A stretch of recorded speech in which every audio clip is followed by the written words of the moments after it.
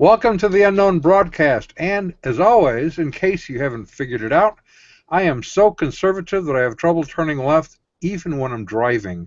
This is broadcast number 20, and our guest tonight is Bill Honsberger, missionary to the New Age with Haven Ministry in Aurora, Colorado. And we're talking about politically correct hell on this edition of the Unknown Webcast. My name is Don Vino, and I'm president of Midwest Christian Outreach, Inc. in Wonder Lake, Illinois, which produces the Unknown Webcast, and our senior researcher is Ron Hensel, who will introduce the sponsors of tonight's webcast. Okay, greetings from hot, sunny, and rainy Florida. Yes, we can be all three at the same time. This edition of the Unknown Webcast is brought to you by World's End Theology Outlet, your one-stop destination for dubious doctrines, half-baked heresies, and other notions whose time has gone. World's End Theology Outlet, and also by Jack's General Deconstruction, the postmodern alternative to inconveniently clear thinking and frustratingly consistent interpretation. Jack's General Deconstruction. Back to you, Don. Hey, Bill, how are you doing there in Colorado? Oh, we turned his mic off. Uh-oh. Uh-oh. How do you turn it back on, Don? I don't know. I've been trying to do that. Are you on or off? I can't hear a word the guy's saying. I can't either. Well, we can say anything we want about him now, and he can't say anything about us. Try again, Bill. Ah, here we go. Try that now. How about now? Yeah, we gotcha. Was it that button that said on? So how do Yankee fans find themselves in Colorado? That's what I'd like to know. Well, it's the one thing my old man did right for me. So actually, it's even worse than Colorado. I was born in Beaumont, Texas, which is about as deep south as you can get. But my dad was a big Yankees fan, so I just inherited that. Is that near Brownsville Station, Beaumont? Not even close. Beaumont's over by Louisiana. Oh, well, you can get farther south than that, I'm here to tell you. Okay. Yeah, not in Texas. Well, even in Texas, you can. When I was growing up, my mother had a friend who said he was from so far south, everyone from Florida would be considered a Yankee. He was from South Africa. Hey, Don, one correction. Haven is not just a ministry to New Age people. Hasn't been for quite a while, but just thought I'd let you know. Okay. Well, it's not just a New Age ministry to New Age people. It is a ministry to old age people also? Well, that would make you and Ron eligible. No, it's a mission that reaches out to people in non-Christian religions and cults of all sorts. So we'll talk to atheists, witches, Scientologists, Hindus, Buddhists, Muslims, Mormons, Jehovah's Witnesses, strange, bizarre cults. We'll talk to anybody. Kind of like Midwest Christian Outreach. You're just kind of general to us right missionaries now. To whoever will listen to you. We're that obnoxious, yes. He's even talking to us right now. That's amazing. So, yeah, in fact, you were. So our topic for tonight. Well, hold on before we do the topic for tonight, because there are two things I want to talk to him about just at the top. One is he was just in Manti, Utah. Two is he's at a meeting tonight preparing for something pretty special. So what happened in Manti, Utah, and why were you there? Well, we were there for the second week of the Manti Miracle Pageant, which is where for 10 days, Manti is this tiny little town in the middle of nowhere, Utah, but over 10 days they will have up to 150,000 Mormons there, 15,000 new Mormons every single night for 10 days. And we were there for the second week, so we were there witnessing the Mormons. We joined hundreds of Christians from around the country in different ministries and volunteers. Lots of church groups came and share the gospel with the Mormons. It's a target-rich environment. They're everywhere. They're also traditionally. I like that target-rich. Sometimes you get FLDS and the Righteous Path and other polygamist groups who also view the regular Mormons as their mission field. So we get to talk to them as well. And so that's what happened in Manti. We had a great trip. Had great conversations every night. You don't happen to be a gun owner, do you? Matter of fact, yes, but why? I'm thinking, has our vocabulary changed in the last 16 years? We like to use a lot of military metaphors. Like target-rich environment? Yeah, like target-rich environment. You skipped the most important question, of course, which is how do you spell manti, and is it really close to lady tie or woman tie? How do you spell Manti is that? M-A-N-T-I. It is about 2.5 hours south of Salt Lake City, out in the middle of nowhere, but it has one of the oldest temples in Utah. So they do Is this that one of giant those book? pageant. They also do it up at Palmyra and Nauvoo. And it's a big thing for Mormons. It's the story of Joseph Smith. It's as hokey and stupid. The play lasts for 3 hours.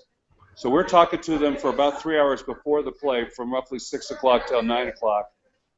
And Well, and you know, when we say hokey and stupid, we're using those words in the nice sense that they have. Manti is that one of those Book of Mormon names, one of those made-up geographic, or is it like named after I would not be a character? surprised at all, because we stayed in the town next door, which was Ephraim.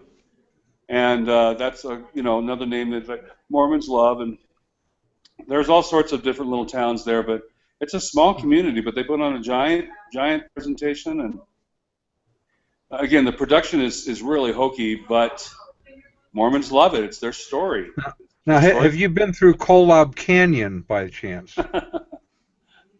There's an actual place, Kolob Canyon. Yeah, of course there is, yes. Okay. Yeah, And these aren't names, are they? So, Yeah, so that's what you're doing there, and I know like Watchman Fellowship, Mormon Research Ministries, Evidence Ministries are there pretty much every year, and so that's a great outreach. Now, just Ron, just for a little bit of history, Bill and I actually met in 1993, right? 1993.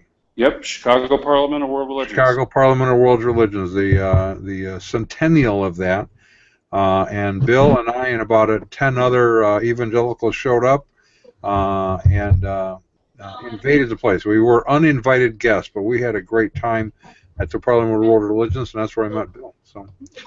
Also a very target-rich environment, and Don was with us at the Parliament of World Religions in Utah just this last October. And you get about every religion you can think of, except for the Jehovah's Witnesses, from all over the world in one place for about 7, 8, 10 days, and it's a wonderful opportunity to share the gospel.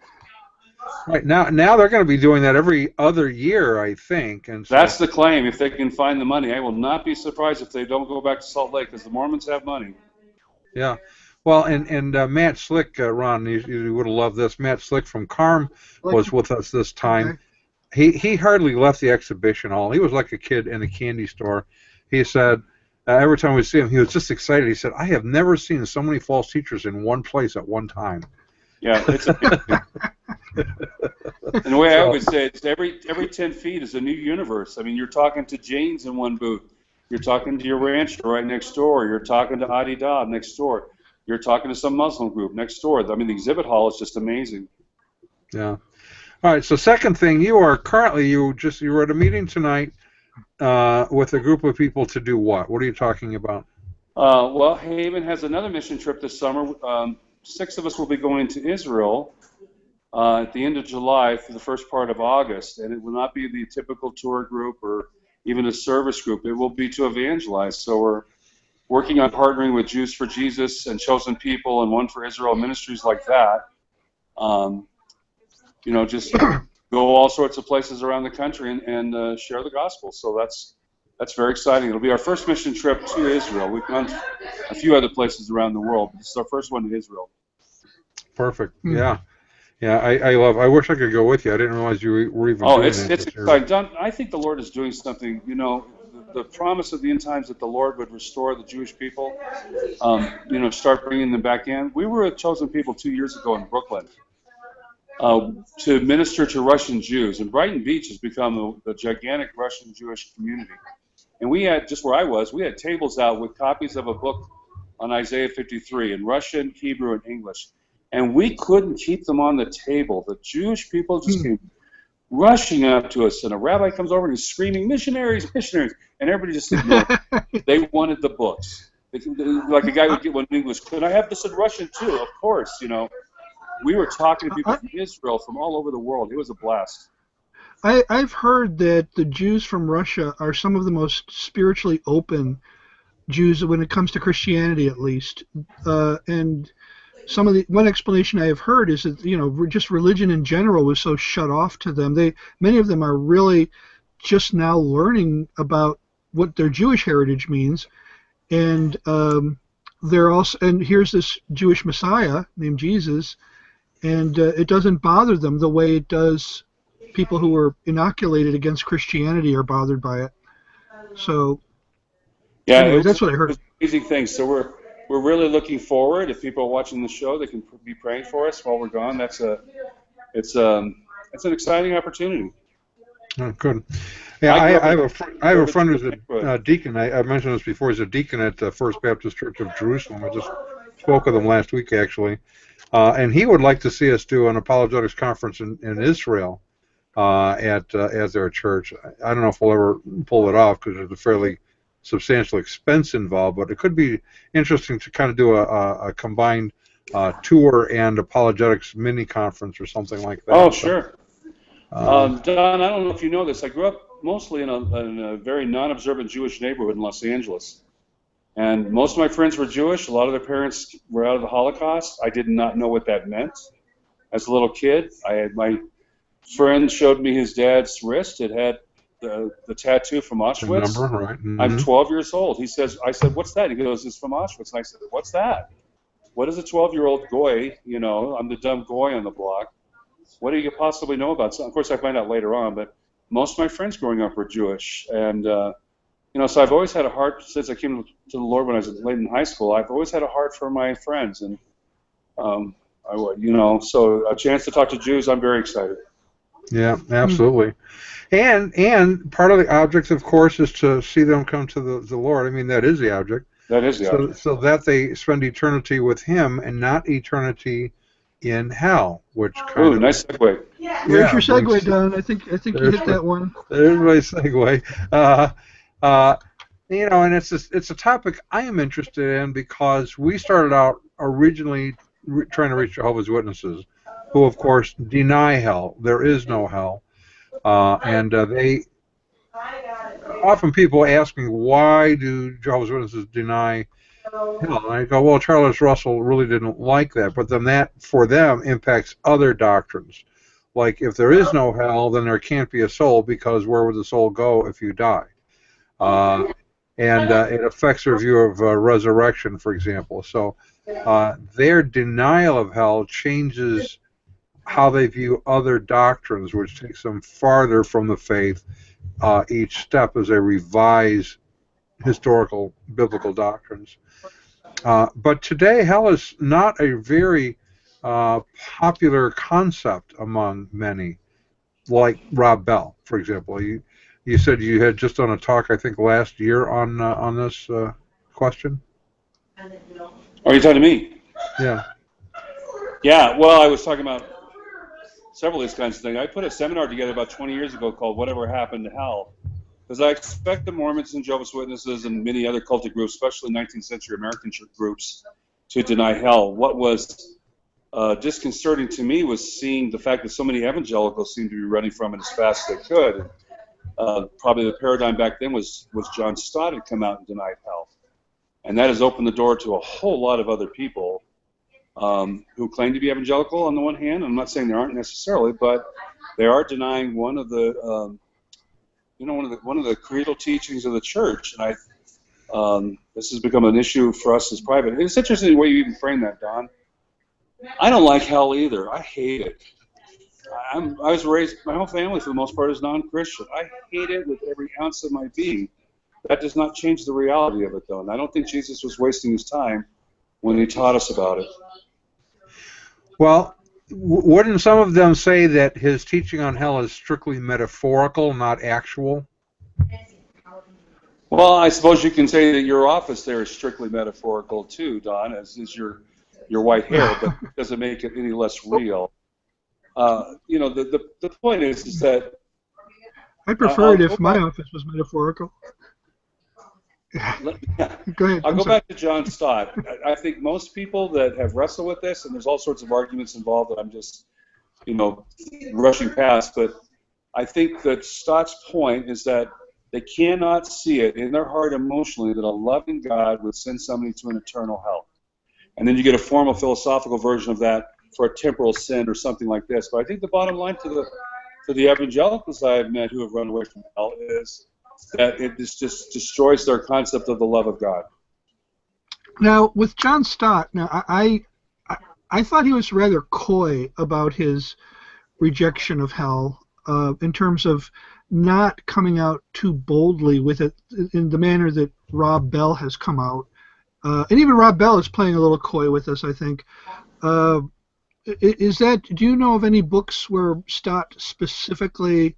Oh, I don't. I haven't looked at his stuff in a long time. I just remember when it all broke that was such a big thing, and I started to notice that I had only heard one sermon on hell in probably 10 years in the churches I went to, and I go, isn't that interesting? Just nobody wants to address this anymore. And this is about the same time everybody's abandoning putting a cross in their building and all this kind of stuff. And I'm like, boy, we're just changing the whole thing away from things that offend the seekers. So this is kind of the Hybels, Willow Creek / Saddleback. Let's not have anything that offends people. And hell certainly offends people, as it should. And it was really expressed in offensive terms. I mean, if the average Jew, when he heard the word Gehenna, if he lived in the area of Jerusalem or visited it, he knew that was a garbage dump, right, which was constantly burning. Jesus was using a metaphor which was disgusting in its odor, disgusting in its appearance, and he was saying, this is the place where you will go. It was not intended. He wasn't soft selling this thing. Well, when we put the phrase politically correct next to hell, what my mind thinks of is the movie starring Robin Williams called What Dreams May Come. Have you ever seen that movie? No, I remember seeing some clips of it, but I've never watched the movie itself. Well, it's a very difficult movie to watch in some places because it involves a married couple who lose both their children in a car accident, and they go back and forth between the scene in the afterlife and the scenes that led up to this place in the afterlife. Robin Williams plays the father of the children. He ends up killed in a car accident sometime after the children die. And apparently the wife spirals into such a depression that she commits suicide. She takes her own life, and she ends up in hell. But the message of the movie is that really hell is a place you make for yourself. Yeah. Hell is a place to which you send yourself. You are not sent there. It is a place. They keep on saying she didn't have to go there. She chose it for herself, and then when they try to rescue her, it's considered almost an impossible task to do this because people decide for themselves whether to go. And so, how can you violate their free wills, and how can you do that? And so, this was a version of hell that was perfectly tailored for the therapy generation, for the Oprah generation, for that brand of political correctness that existed in the 90s in particular. I'm not sure it would go over as well today. Maybe it will. I don't know. I think everybody, we talk about going through hell in this life. Barbara Walters asked Johnny Cash in his Barbara Walters interview. Barbara Walters said, "Do you believe in hell? Do you believe in a literal hell?" And he said, "Yes, I do." And she goes, "Why?" She says, "Because I've been there." Now we all know. Well, we have a reasonable idea that Johnny Cash didn't literally go to the hell that is spoken of in the Bible, but people are comfortable with the idea of the hell we make for ourselves.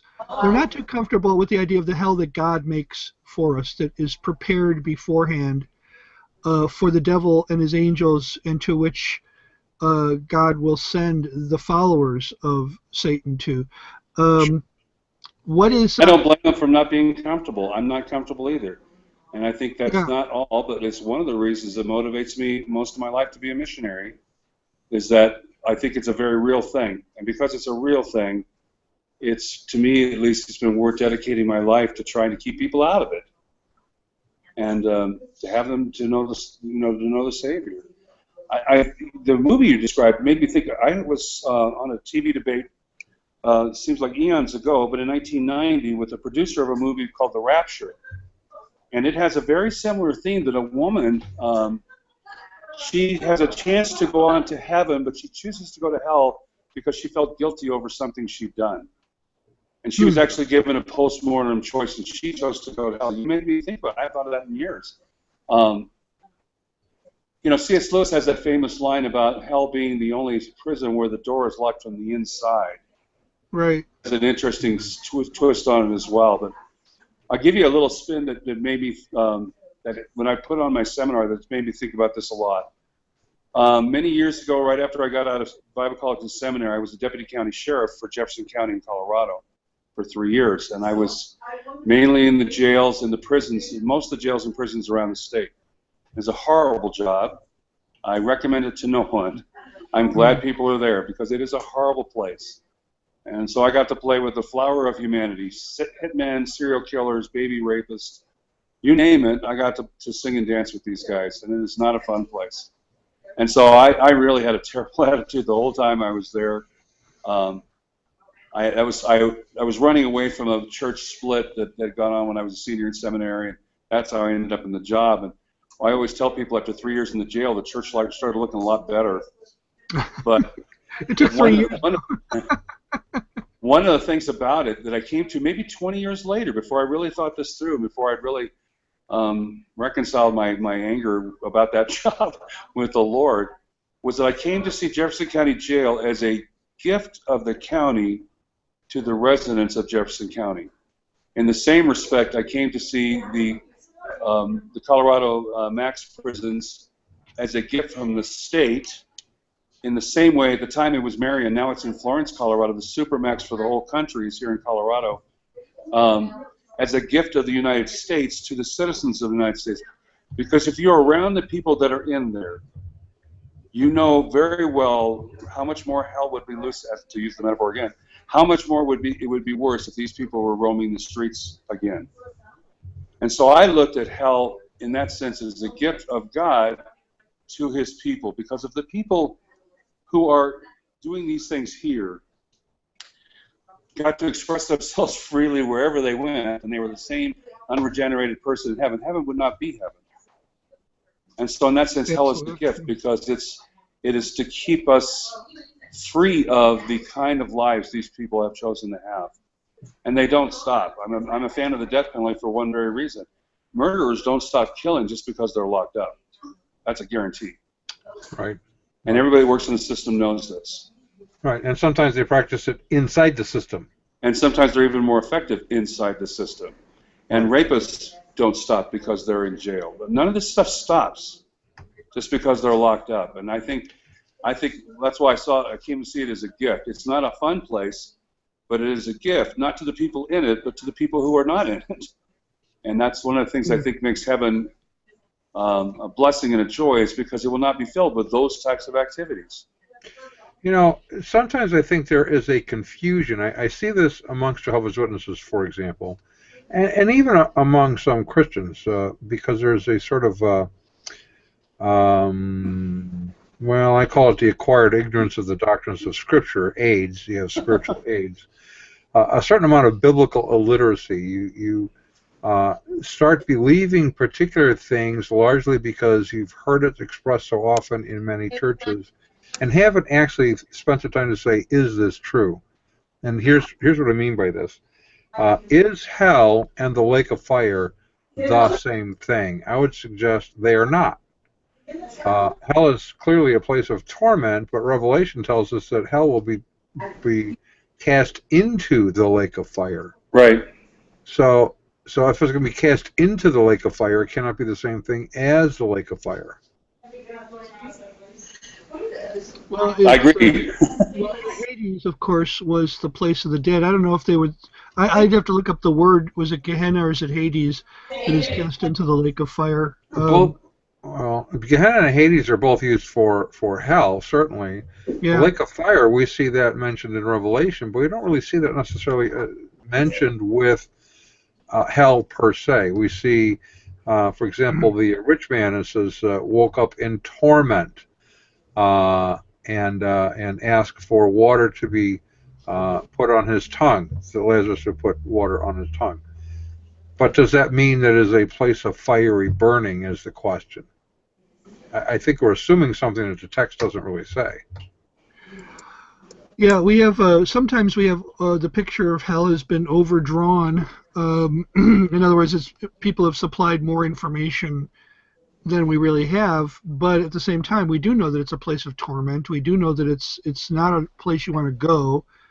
Um, and another thing is according to the Book of Revelation, it is a place where people will suffer torments as it says, in the presence of the Lamb. Um, and this is something we frequently hear people say, well, hell is complete and utter separation from God. Well, this verse kind of puts a different spin on it. It makes it out as though your torment is the fact that you are being exposed directly to the wrath of God in the presence of God, which is a very interesting um, a very interesting take. We think of people will say, well, you're separated from God, which means you're separated from all His benefits, and therefore you're in torment. Well, it seems to be more connected with the wrath of God itself, and as the Book of Psalms says, where can I go to flee? Where can I go to escape your presence? If I make my bed in Sheol, the grave, or in some cases hell, you are there. God is omnipresent. He's going to be in hell. And it's not going to be pleasant for the people who are there. It's not Satan who's going around with pitchforks tormenting people. So you could be separated from the benefits of being in the presence of God, but still, but suffer because of being in the presence of God. Well, and also the presence of God is used in multiple senses in Scripture. Jonah fled from the presence of the Lord. Well, he didn't. He could not flee from God's omnipresence, but in a real sense, he fled from God's special presence. He tried to get away from God. Yeah, that's interesting to me that Jonah's event is at least 300 years after David wrote that psalm you just quoted about not being able to go anywhere. So I'm wondering if Jonah's thinking, well, if I get to the west side of the Mediterranean, I'll be safe. You think he would have known better, Yeah. So. It's about time, Ron, we hear from our sponsors. I agree, Don. Our good friends at World's End Theology Outlet are always looking out for us, and they're always asking the kinds of questions that we ourselves should be asking. For instance, are you looking for quality, affordable hell insurance? Forecasters say it's going to be a pretty hot eternity for a multitude of people, and so you should be concerned about this. And we are now offering, through World's End Theology Outlet, the finest plan that you can find. It is Rob Bell Hell Insurance. Now, let me tell you, with Rob Bell, you can choose from 3 top coverages. You can go with the Bronze Plan, which means when you die and you get to the gate where St. Peter is, you tell Peter that you know Rob Bell and he knows Oprah, so it's all cool. That's the Bronze Plan. Or if you can afford the Silver Plan, you can tell Peter that he can't enforce the terms of some 2,000-year-old book. Or you can go with the Gold Plan. When Peter sends you away, use Rob Bell's unanswerable retort. Really? Really? Yes, Rob Bell's Hell Insurance. It is produced by the St. Bell Church. Do you want to know what hell is? Come listen to our pastor, Rob Bell, Hell Insurance. Okay, it's back to you guys. Oh, my. Well, we like that new sponsor. Thank you, Ron, for bringing them on board through World's End. Well, we try to offer only the very best products in their categories to our viewers and listeners. As we're talking about this, in fact, maybe you want to bring up Jacques Deconstruction here, because when we approach this, you have to literally deconstruct Scripture to be able to teach some of these doctrines, in my opinion. What does Jacques' deconstruction tell us? Well, you've talked about Jacques Derrida. I mean, Bill probably can answer this pretty well. Jacques Derrida was all about, oppression. Truth is an oppressive thing, don't you think, Bill? It can really get you down. And he was concerned with everybody else's version of truth. I just lost the ability to hear myself think here. What happened? In any case, he reconstructed. Well, he said he focused on texts, the meanings of text. So he would have probably been at home with deconstructing Scripture by going into each pericope, each section of Scripture, and saying things like, well, let's find the binary opposites. The epistles of John are great for that. Light, darkness. Those are binary opposites. You can't be in the light and walk in the darkness at the same time, John would say. And Derrida would say, well, light is obviously the preferred term. It is the privileged term. It's a privileged term. It's the good thing, and darkness is the bad thing. And he would find a way somehow he looked for references in the text that allow him to flip the relationship, so that darkness was in control and not light. And then he would he played with the words in the text until they became like putty in his hands, and basically he was trying to say the text does not have a stable meaning, when in fact it really did. He didn't really prove anything. So he would he would probably try to find a way to make hell look like a pretty good place, and heaven not such a great place. The key idea for Derrida is, and I had to read of grammatology and some other stuff he wrote. And lucky you. The program I was in the philosophy department at DU, the University of Denver, was extremely postmodern. Derrida is technically a post-structuralist, and structuralists you can offer some different terms for different words, like the difference in language being gato and katza and cat, something silly like this, and over time as well. But Derrida didn't like that. That was too limiting. So the idea was this infinite play of words that could be substituted in the sentences for all with different interpretations. So you can never arrive at it, as Ron accurately said, you can never arrive at a stable interpretation of anything. Now, having said that, we had to read Derrida's Of Grammatology. I don't know how I think I spent $150 on that stupid book. And if you understand the point of the book is that you can't possibly understand somebody from another culture. So I actually looked at my professor and said, let me get this straight here.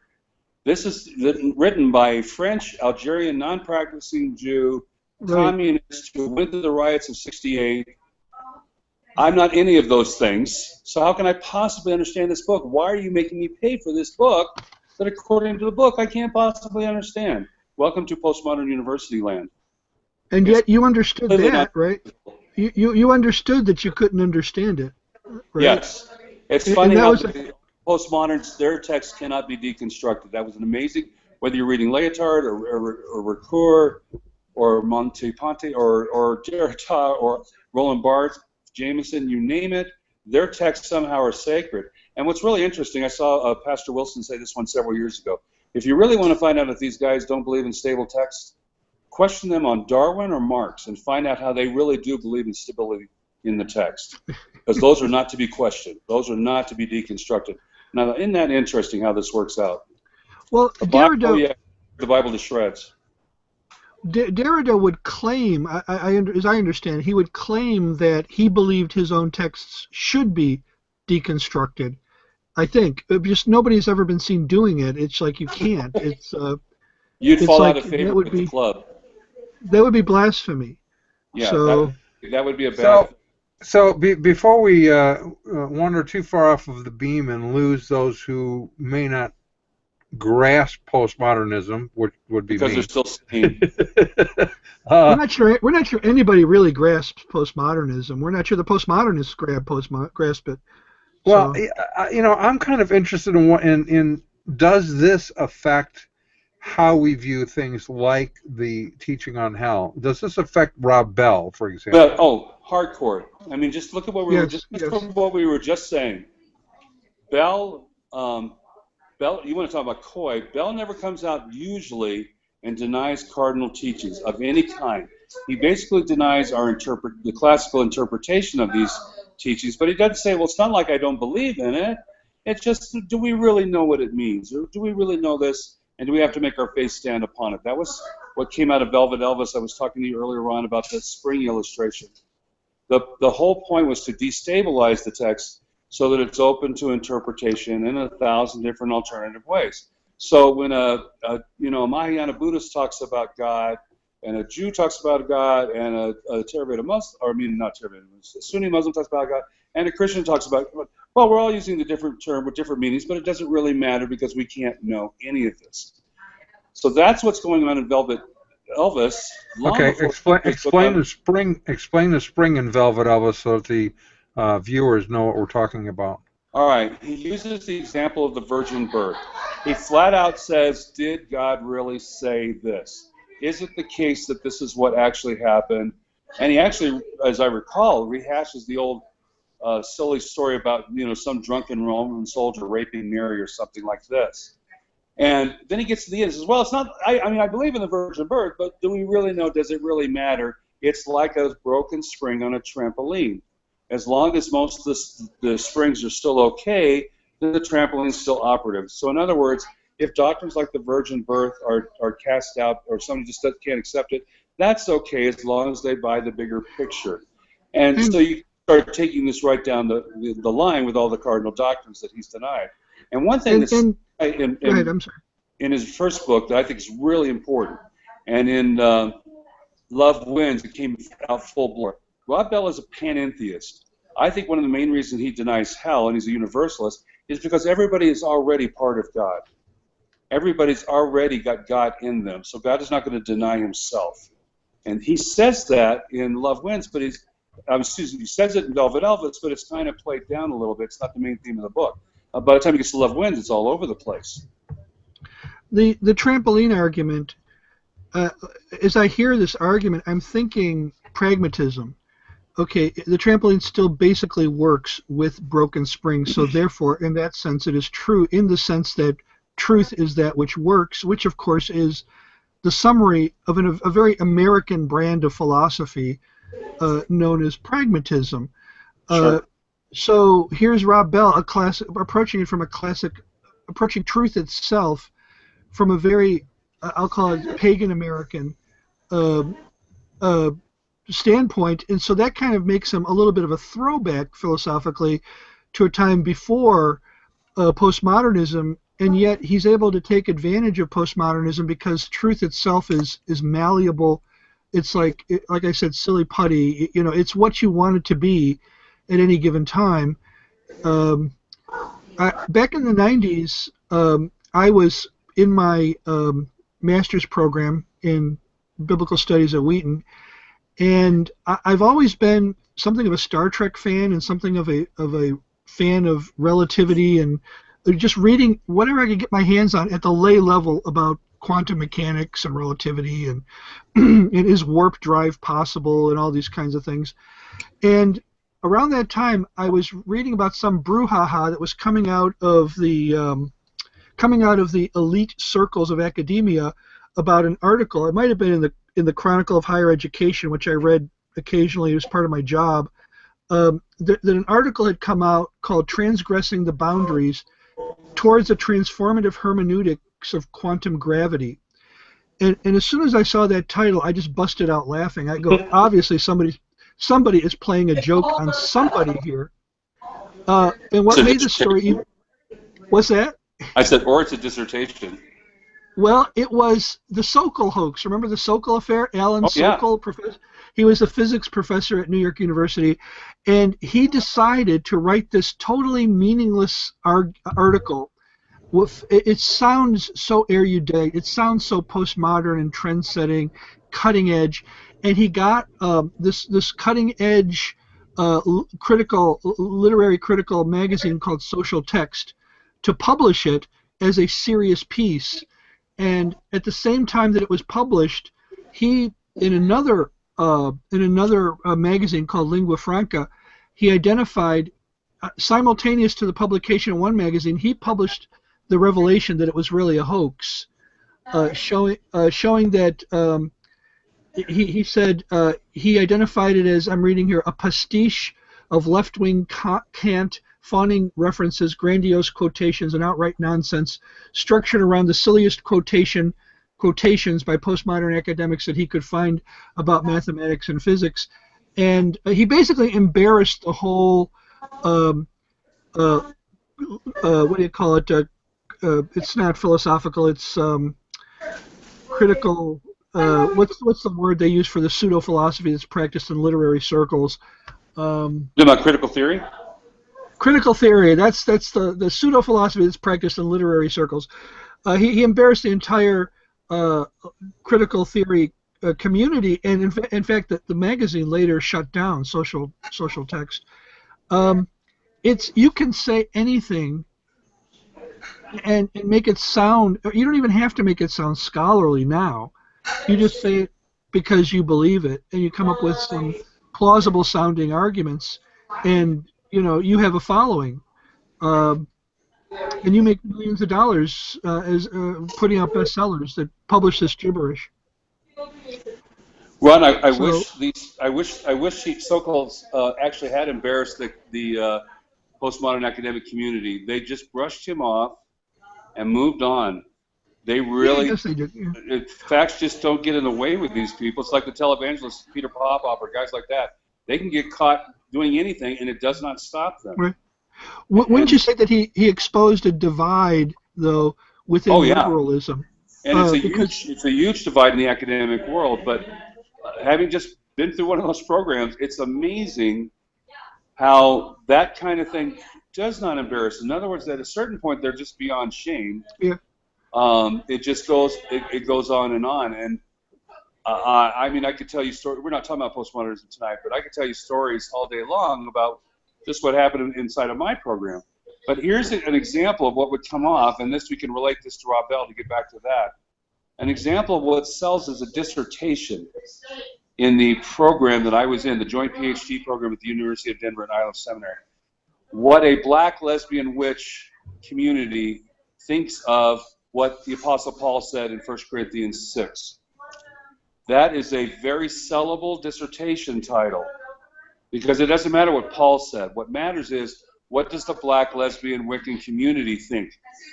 That's what matters. So you're literally telling your own story, as it were to go back to Osgenis's old line. That's what matters. You're telling your own story. And a hater like Sokol, well, we're not even going to talk about him, because our community values X. And that's what these guys do. And it's amazing what passes for dissertations coming out of the U's now. Well, it does seem like, and this is where you can see the influence of Derrida. I don't want to make postmodernism the topic, but we constantly look for the latest oppressed minority that no one's even thought of yet, and we spend 90% of our time on them, even though they may reflect 0.001% of the entire population. And it's almost like, well, we've been putting those people through hell, so now NPR is going to put you through hell. Right, so, yeah. So we have this culture of victimology. Well, look at his illustration for that, Don. Okay. Derrida would use a famous illustration. I use it in my class every time I teach about it. You take any book. I said, just give me a book, anybody. And I say, look at the book.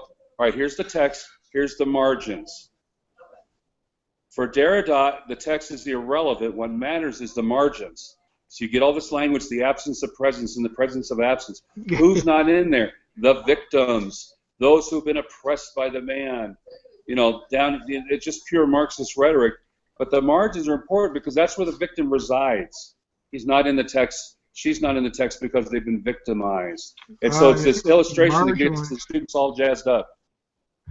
Well, and maybe so in that mindset, does hell just become a metaphor for the victim, and what we're trying to do is to deliver the victim in this life into a more prosperous, social justice-centered society?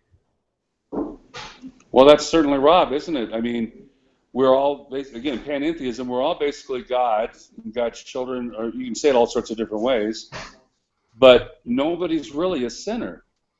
Nobody deserves such a fate. I mean, that would be to make God hateful, you know, you Brian McLaren type nonsense in here, same kind of thing. What matters to them is that since we're not really sinners, I mean, they're just giving a slightly more erudite version of Joel Osteen. The fact that we're not sinners, therefore nobody should go to hell. Even back in the 90s, you know, you were not, whatever evil you did back then in the therapy crazed days was actually a symptom of your own victimization. Michael Jackson saying, I've been a victim of a selfish kind of love. You know, so I'm looking at the man in the mirror, I'm telling him to change his ways, but ultimately that man in the mirror is a victim of a very selfish kind of love. So we shouldn't be too hard on him. And now we're trying to, you know, even we have a special place reserved for Hitler and Republicans. They seem to be worthy of hell right now, but maybe we'll eventually show them how they've been victimized by their own ideology and rescue them from their self-imposed hell. So the Rob Bells and the other people are basically trying to eliminate hell. And to them, it's just a social construct or a whatever it is. How does this play itself out in the church in general? I mean, we could talk about, you know, Joel Osteen with his best teeth today, or or Rob Bell with his universalism.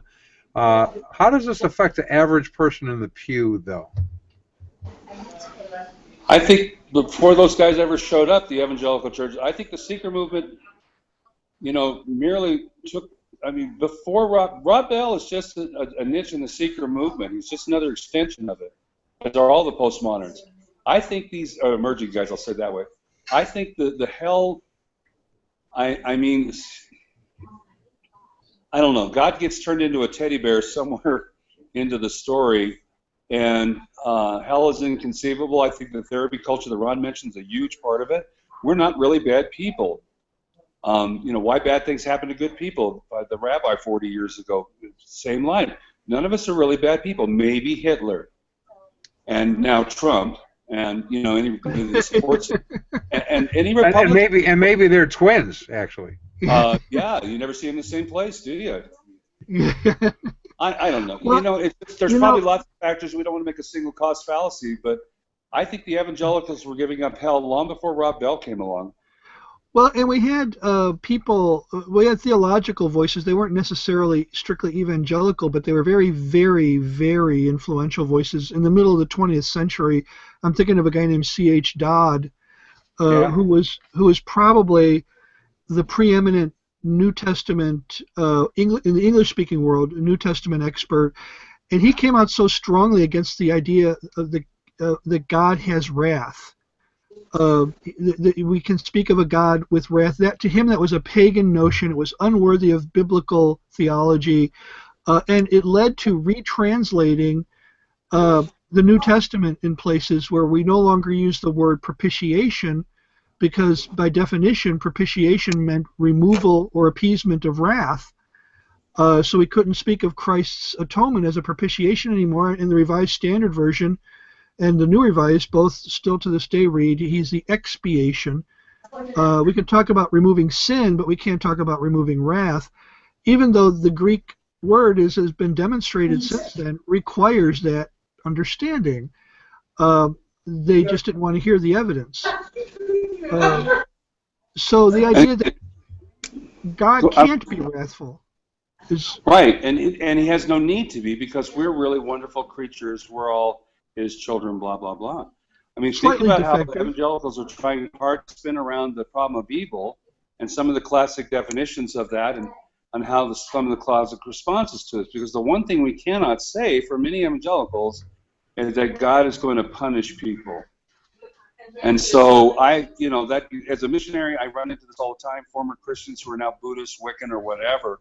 I give you one illustration. I was talking to this Wiccan fellow, one of the first witches I ever talked to, Southern Baptist raised, like a lot of them I've talked to, and he's throwing out, you know, the judgment of Joshua, you know, that God uses Joshua to judge the Canaanites, as a lot of people do today. And he was one of the first ones that was throwing it out from the perspective of a former Christian. And I said, well, really, the first thing you need to remember is don't screw with God. Because one of the consistent messages of the Old and New Testament is that God has the right, is the creator, and can and will punish sin.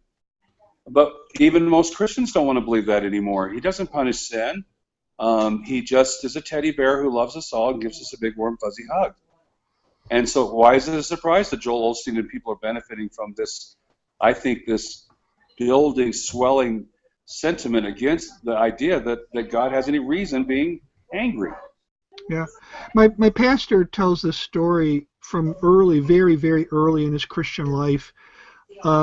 He was going out 2 by 2 with a friend of his who was somewhat more mature in the faith, but apparently not very much. And they were, I think they were on his college campus witnessing, and they went to the residence or dorm or whatever of one of the most popular kids in the school. He was, I guess, a star football player. My pastor could tell the story better, more accurately than I can, but I just remember he's a very, very charismatic, popular individual who apparently had bedded many of the females in his college student body.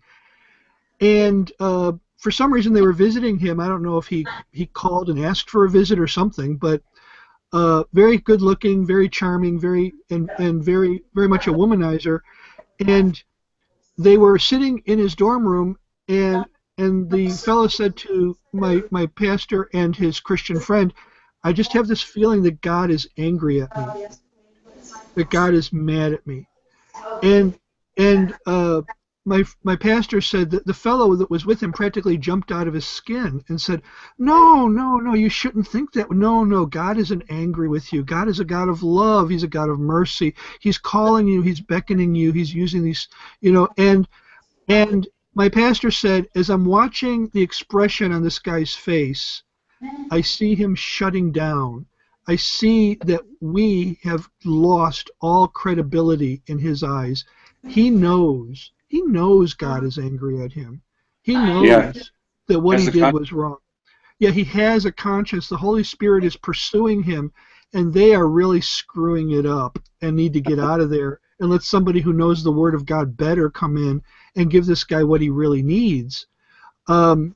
And so I hear stories like that, and I'm hopeful. I mean, it reminds me that the Spirit is still at work in this world. He's still at work in individuals' hearts, and even when we get it wrong, he is pursuing. He's called the Hound of Heaven for very good reasons. You know, he's going after people, and those kinds of stories encourage me.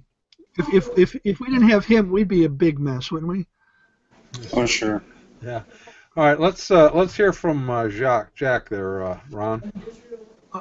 Do I know Jack? Well, I know Jack, and we're going to talk about Jack. The thing I want to say is that we've all been oppressed by the tyranny of those who insist on making a difference between right and wrong, true and false, good and evil. If you're trying to escape from this kind of oppression, well, then you need to know about Jack's general deconstruction. This is your postmodern alternative to inconveniently clear thinking and frustratingly clear and consistent interpretation. Jack can come in and he can take care of these problems right away with free logocentrism inspection, free binary opposite inversion, free destabilization of textual meaning, and so much more. All of Jack's work comes with these, including estimates, which are totally free, or are they? Well, in any case, with Jack's general deconstruction, if you can understand any of the services he provides, if you have any idea what they mean, he will give you your full money back.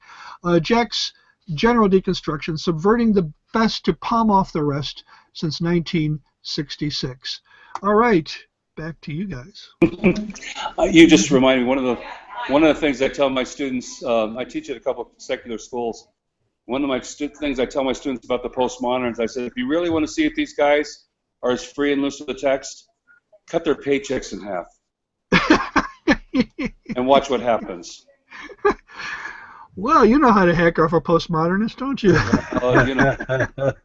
You hear all this blather and nonsense, and then you say, let's get real, and it gets really ugly. Yes. Well, Al Mohler tells a story, as long as we're on this, just one more thing. Al Mohler tells a story of when he took over at Southern Baptist Theological Seminary. He had quite a number of postmodern professors, and so he fired them all, and they came to him and said, you can't fire us, we have a contract. And he says, well, okay, let me see the contract. So they gave him the contract, and he read it, and he goes, well, as I read this, I notice that the author is not here.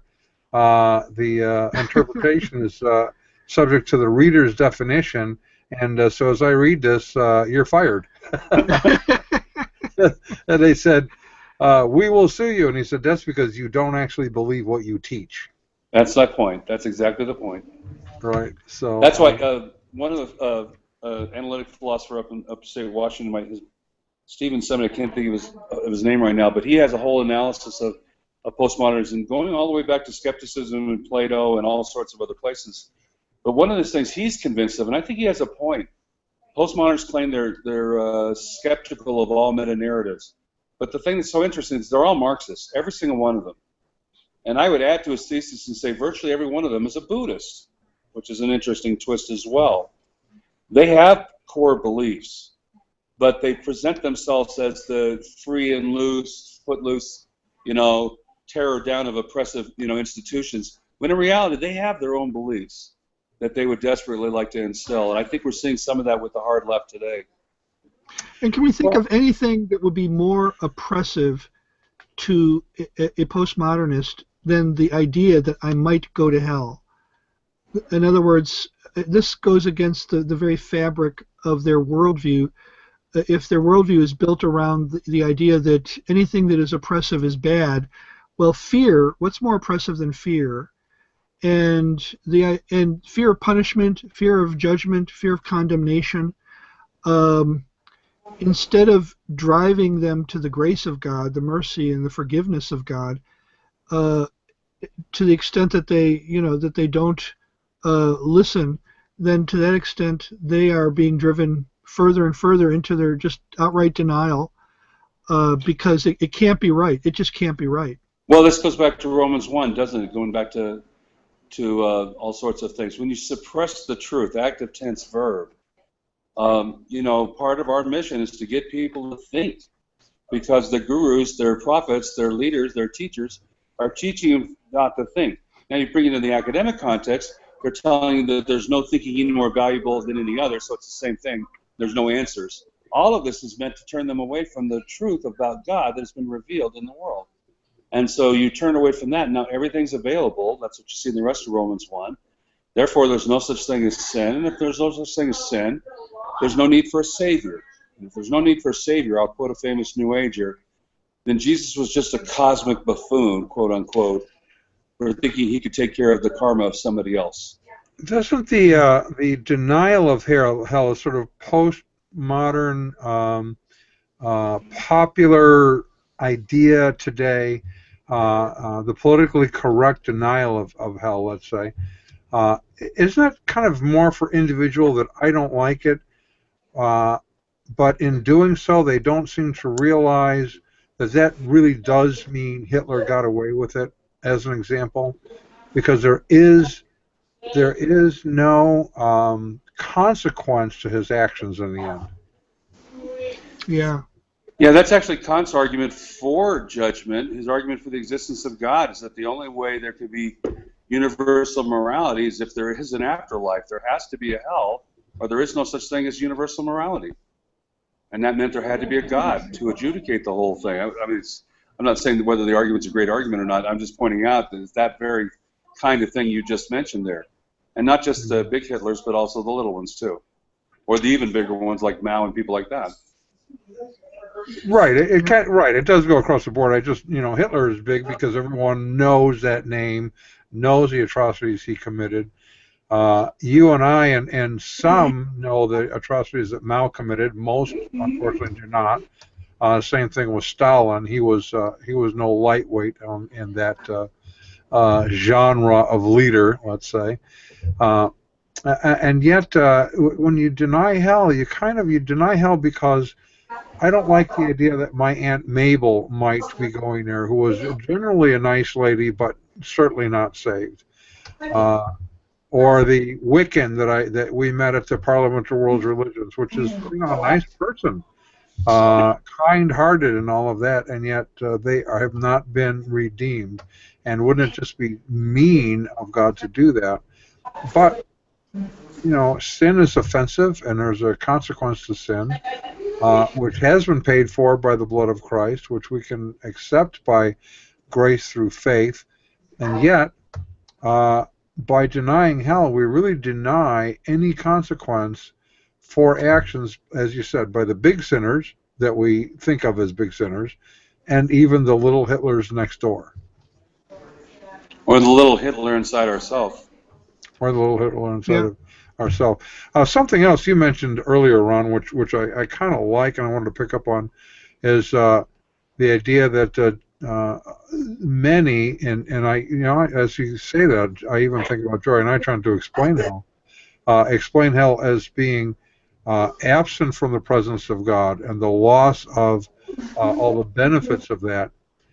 But as you point out, hell, God is everywhere, so He would be present even in hell, right? C.S. Lewis paints an interesting picture in The Great Divorce, where you have those who are redeemed, who are enjoying heaven, walking in the grass and enjoying the sunshine, and then a busload of those who are not redeemed are brought in, and the very things that the redeemed find pleasurable, they find torment.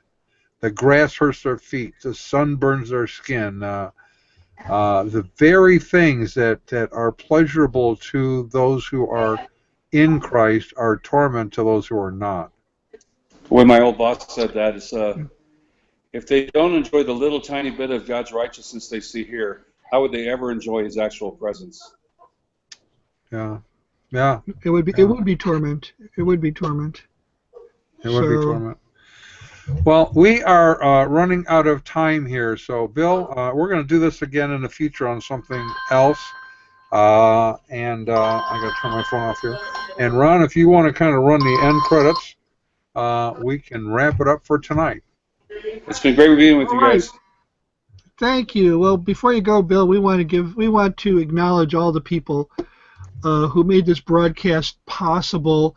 Our resident cult leader profiler is Neil Before Me. Our Jehovah's Witnesses coverage is handled by Armageddon and D. Opposer. Our Mormon Archives manager is Polly Gummas. Our Liberal Denominations Bureau is headed up by Lucy Goosey.